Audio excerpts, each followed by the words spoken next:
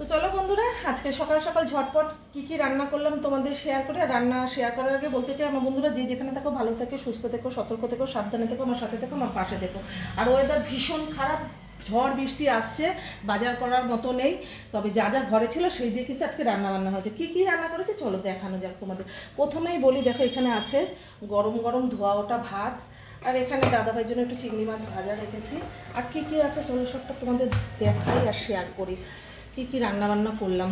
তো চলো প্রথমেই বলা যাক, এখানে আছে লাউয়ের খোসা ভাজা পেঁয়াজ দিয়ে কালো জিরা দিয়ে, এখানে আছে একটু ডাল, মুসুরির ডাল, আর এখানে আছে তেলাপিয়া মাছ, বেশ বড় বড় সাইজের মাছ। তেলাপিয়া মাছ দিয়ে দেখো বন্ধুরা, এই যে এরকম আলু দিয়ে তেলাপিয়া মাছ দিয়ে করেছে।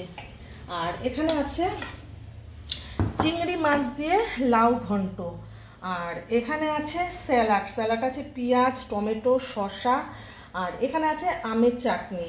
আর এই হলো আজকে রান্নাবান্না। আজকে রান্নাবান্নাগুলো দেখে তোমাদের যদি ভালো লাগে অবশ্যই কিন্তু কমেন্ট করো। আর এইরকম রেসিপি দেখতে হলে আমার ইউটিউব চ্যানেলটা সাবস্ক্রাইব করতে ভুলো না। লাভসমা 870।